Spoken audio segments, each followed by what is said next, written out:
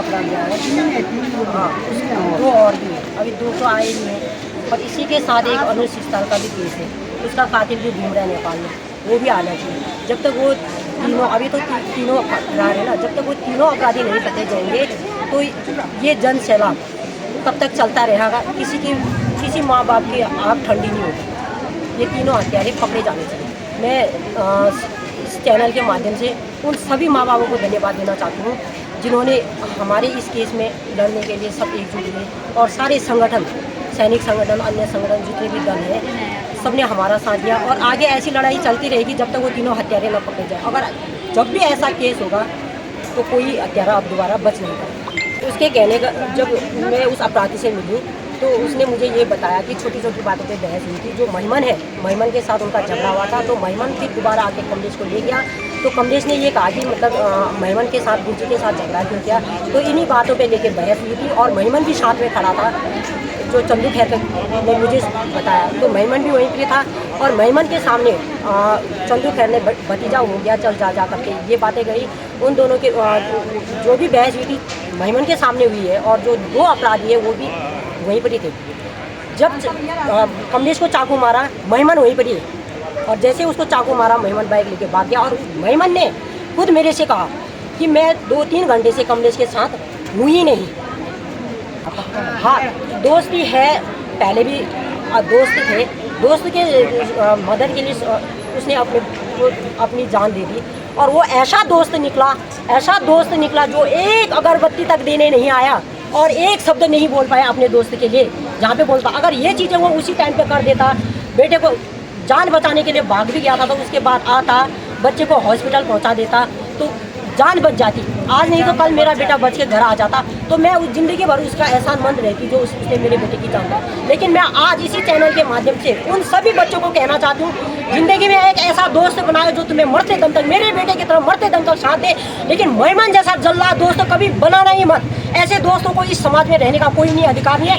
जो सजा कानून तीनों आरोपियों को दे रहे हैं, उससे भी बड़ा जल्लाद और मर्डर करने वाला खूनी महिमन है। वो महिमन है, उससे भी ज्यादा खूनी महिमन है। वही सजा उसको उम्र कैद, अगर चंदू खैर और तीनों अपराधी को उम्र कैद की सजा मिलती है तो महिमन को भी उम्र कैद की सजा मिलनी ही चाहिए, क्योंकि वही मरते टाइम पे उसको छोड़ के गया हुआ। तो सबसे बड़ा खूनी तो वो है ना, जिसने जान बचाने में मदद नहीं करी। सबसे बड़ा खूनी वही है, एक मरते को हेल्प नहीं कर पाई। सबसे बड़ा खूनी है। उन सभी बच्चों को ऐसे दोस्त की कोई जरूरत नहीं। सबसे बड़ा गुनहगार महिमन है। महिमन सबसे बड़ा गुनहगार है। गिरफ्तारी जो करा, अब थोड़ा विश्वास लगने लगा कि पुलिस काम कर रही है, लेकिन अभी भी नहीं। सचिन नबियाल और राजेंद्र रायपा, इन दोनों को पकड़ो। और जो ये मददगार थे, पैसे देके भेजने वाले, परसों एक पकड़ी रही थी, वो उसको छोड़ दिया गया, उसको भी लाओ अरेस्ट करो। जो क्या थी 3 तोला वाली, वो कोई महिला थी, वो पैसे देके उसने नेपाल भेजा। और ये मददगार जितने भी थे ये भी उन्हें, और जिसने चंदू खैर को वहाँ तक छोड़ा, ये आपका ये एलागाड़ तक, और जिसने जिसने और राजेंद्र रायपा को नेपाल पार करवाया, उनके साथ वालों ने करा रखा है। और उसको भी अरेस्ट करो तब होगा, नहीं तो ये सारे पूरी टीम है इनकी, रमेश बुधियाल, ये सारी टीम है इनकी। ऐसा नहीं, पूरी साजिश है ये। और मेमन को तुरंत अरेस्ट करवाओ, नहीं तो थाने के आगे धरने में बैठ जाएंगे। बस भैया, हमें आज थाने में एक बहुत बड़ी खुशी मिली है, क्योंकि जो ये कमलेश हत्याकांड की जो ये कातिल थे, वो चंदू खैर, सबसे प्रथम चंदू खैर, वो आज हत्या पड़ गया है। हमको वैसे प्रशासन भी आज बधाई के पात्र है, पर उन्होंने भी पूरा काम अभी तक नहीं किया है। क्योंकि भैया आज एक माँ का दर्द, हम सारे माँ एकजुट होके आज ये माँ का दर्द हम मिटाने की कोशिश कर रहे हैं।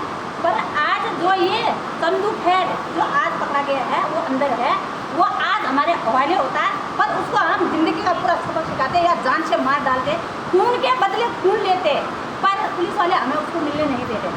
पर भैया आज इसमें जो है जितने भी हैं माता भाई बहनें, माताएं हैं सर्वप्रथम, क्योंकि दर्द एक माँ का, जो बच्चा 9 महीना गर्भ में पाल के, फिर जो अपने इस दुनिया में जो माँ अपना एक बच्चा इस दुनिया में लाता है, वो दर्द सिर्फ एक माँ को पता रहता है, न कि बाप को। ठीक है, भैया वो आज सारे माताएं मिलके एक माँ का दर्द मिटाने की हम पूरी कोशिश करेंगे, पर पूरा सपोर्ट देंगे उस माँ का दर्द मिटाने के लिए। हम सारे माताएं पूरा सपोर्ट करके इस माँ का दर्द मिटाएंगे। और जो ये आज हमारे यहाँ शासन प्रशासन है वो अभी पूरा काम करें, पर कुछ ये न धमकी दें कि हम तुम्हारे साथ फिर वो स्लो करेंगे, तुम अपने औकात में रहो। हमको अभी बोला गया है यहाँ पे, पर हमें ना उस कातिल को हमें हमारे हवाले कर रहे हैं, ना हमें उसको मिलने दे रहे हैं। भाई साहब अब इससे आगे हम आज रिक्वेस्ट करके इन पुलिस वालों को भी पूरी की पूरी जो अपनी जांच पड़ताल जो भी चला के, आज तो वैसे धन्यवाद के पात्र तो है ही, पर जिस दिन पूरा काम करेंगे उस दिन हम बहुत बहुत धन्यवाद उनको भी देंगे। पर ये खून के बदले खून हम जरूर ये बदला लेंगे और इस माँ का दर्द हम मिटाया के रखेंगे। धन्यवाद। हमें ये मांग है कि जो कमलेश दानू का हत्यारा एक मिल गया आज, उसको फांसी की सज़ा मिलनी चाहिए। जो हम ये गांव घर से जो महिलाएं पुरुष जो जेंट्स सब लोग आए हैं वो सब उसमें उसके वो मतलब जूते का माला डाल के घुमाते हैं। बस अगर पुलिस वाले हमारे हत्थे पाटे तो शायद पब्लिक कुछ कर पाए, पर पुलिस वाले हमारे हाथ दे नहीं रहे हैं। हम तो अंदर जाके आगे देख के आगे, पर दिखने को तो दिखा पर बहुत दूर था। हम मांग ये कर रहे हैं इसको तो फांसी की सज़ा होनी चाहिए सबसे पहले, और जो दो भागे हैं उनको भी फांसी की सज़ा होनी चाहिए। वो भी अपराधी हैं, अकेला आदमी कुछ नहीं कर सकता, चाहे उनकी गलती हो ना हो। आदमी चाकू देखा है, चाकू उसने फेंका है तो वो भी अपराधी, सबसे बड़ा अपराधी वो बहुत जरूरी है। और जब तक उनको अरेस्ट नहीं किया जाता, उनको फांसी की सज़ा नहीं मिलती तीनों को, तब तक आंदोलन जारी रहेगा। आप लोग यहाँ आज कोतवाली में बड़ी संख्या में पहुँचे हैं, क्या मांग है आज आप लोगों की? हमारी मांग यही है इसको फांसी की सज़ा होनी चाहिए, प्लस उन दो अपराध को जल्दी से जल्दी पुलिस प्रशासन लेके आए और यहाँ पर जो भी कार्रवाई होती है वो पब्लिक तक पहुँचे, और जो घर से लेके आया उसकी भी सुनवाई करे, उससे भी पूछताछ करे क्या दिक्कत है और उसने झूठ क्यों छुपाई। हमारा कहना ये है। हम इसमें पुलिस प्रशासन का धन्यवाद भी ज्ञापित करेंगे कि एक अपराधी बड़े दिनों बाद जो है पुलिस के हाथ लगा है, परंतु जो दो अपराधी फरार अभी भी चल रहे हैं, जब तक उनकी गिरफ्तारी नहीं हो जाती है ये पब्लिक शांत नहीं बैठेगी।